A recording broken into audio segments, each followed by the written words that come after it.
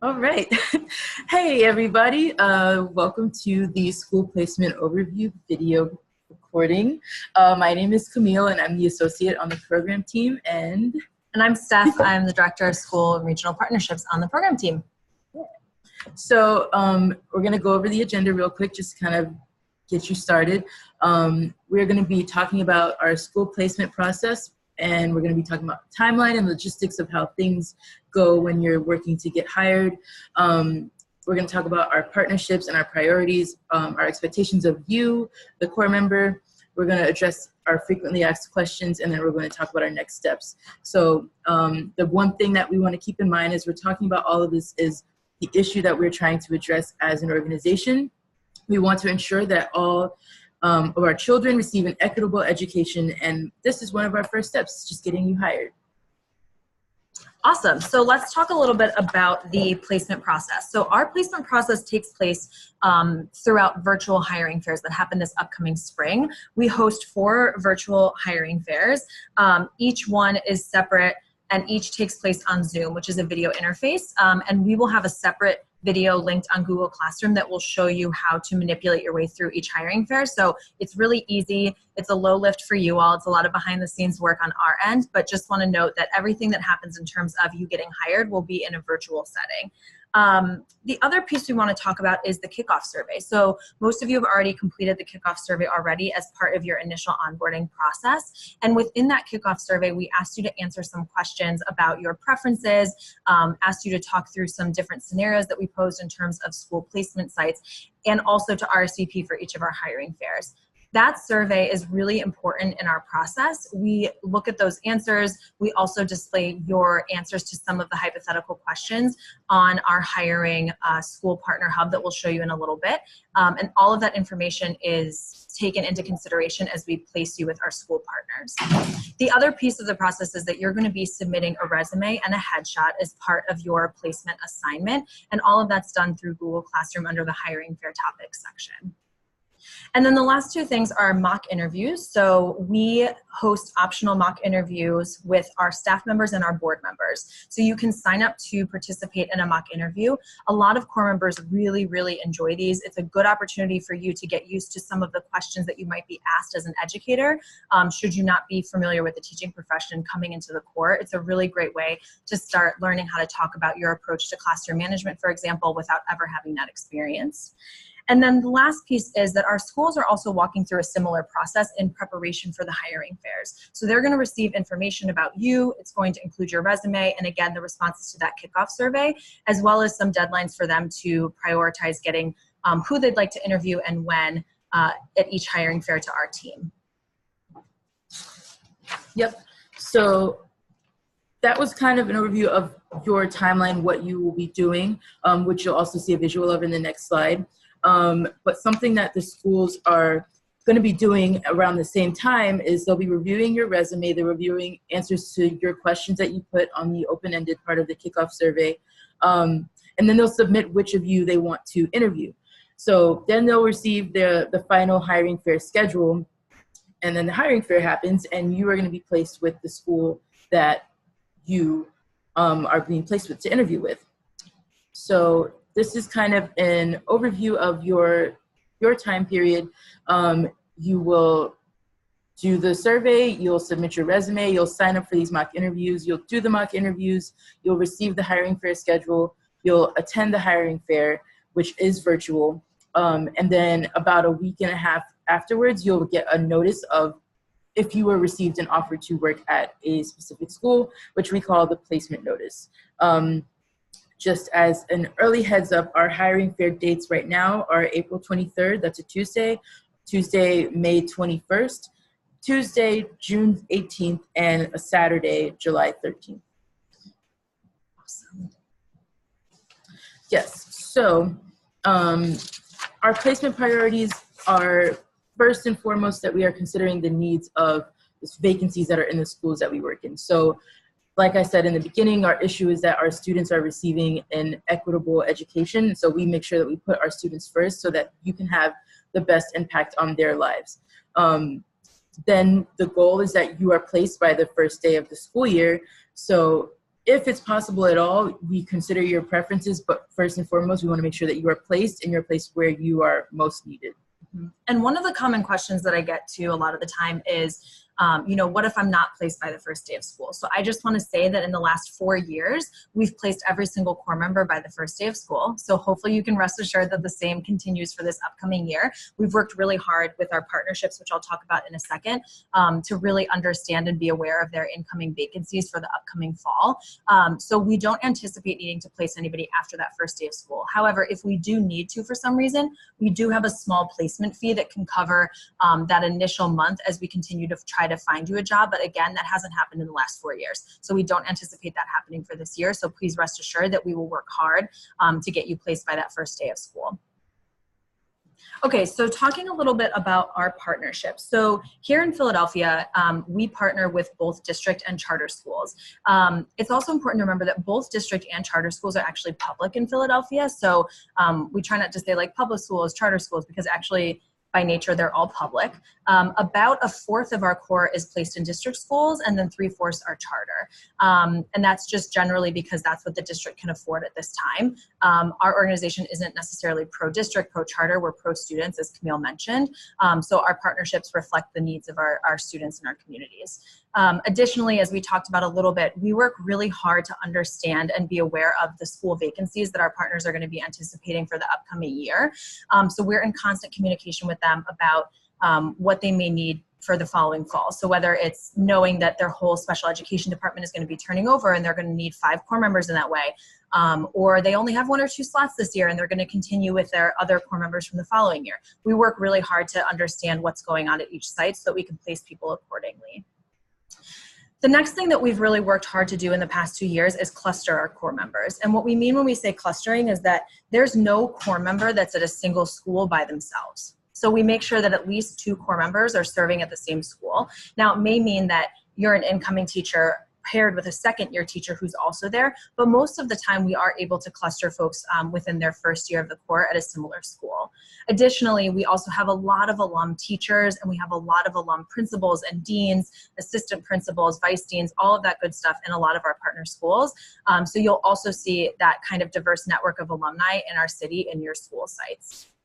And then lastly, we just want to give you the reminder that we as a staff operate really responsively to our school partners and operate with a lot of flexibility. As you can imagine, the vacancies are always changing as they continue to know what teachers' plans are.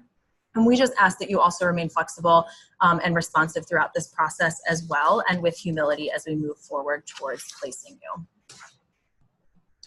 So given that, we have some expectations of you as a core member in this process. So we do ask that core members accept the first offer they receive from their school. And the reason for this is that, as you can imagine, we have about 80 of you that we need to try to get hired by the first day of school. So we cannot be in the business of negotiating placements with either you or our school partners. And we also, in centralizing the process, have the best understanding of who's being placed and when at what school, so we're able to plug people in accordingly. There are some times that your originally assigned content area may need to change depending on the placement. So let's say I came in with an English 4 through 8 middle years assignment, but my school actually wants to hire me for a high school English placement. This is really rare, so I don't want this to be perceived as the norm because it's not. However, sometimes it does happen, so I just want you to know that we will work with you and with the school to make sure that if you need to take a different test or need to switch to an ER permit, that we will all make sure that that process is handled. But just want to put this on a radar that this can sometimes happen, and that, again, we expect you to operate with a flexible and responsive and professional nature.